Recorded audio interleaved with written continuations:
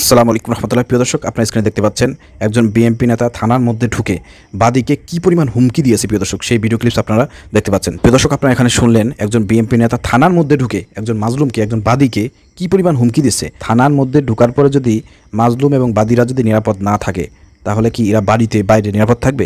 আর এই বিএনপি নেতা যদি থানার মধ্যে এরকম হুমকি দিতে পারে, তাহলে বাইরে কি করতে পারে একটু চিন্তা করে দেখেন। তো বিশেষ করে ভারপ্রাপ্ত চেয়ারম্যান তারেক রহমান ভাইকে বলতে চাই, এই ধরনের নেতাদের কারণে কিন্তু আপনাদের বিএনপি বিতর্কিত হচ্ছে। এদেরকে বহিষ্কার করেন। মানুষ এই যে 2000 মানুষ জীবন দিয়েছে, এই যে হাজার হাজার মানুষ পঙ্গুত্ব বরণ করেছে, জীবন দিয়ে রক্ত দিয়ে এদের স্বাধীন করেছে, এই দিন দেখার জন্য না যে আপনারা থানায় এসে এরকম হুমকি দুমকি দেবেন, চাঁদাবাজি করবেন। আর চাঁদাবাজ মুক্ত একটি বাংলাদেশ গড়ার জন্য বৈষম্য বিরোধী ছাত্র আন্দোলন এবং দেশের জনগণ এই দেশটাকে স্বাধীন করলো। আর সেই জায়গায় আমরা কী পেয়েছি আজকে? সেই চাঁদাবাজি রয়েছে, সেই দখলদারিত্ব রয়েছে, সেই হুমকি দুমকি মামলাবাজি সবই রয়েছে।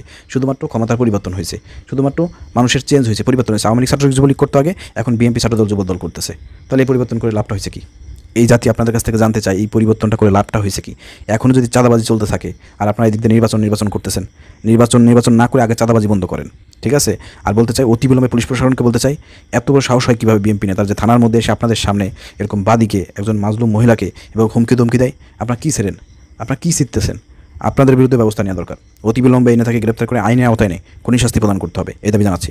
প্রিয় দর্শক, ভিডিও শেয়ার করে দেন।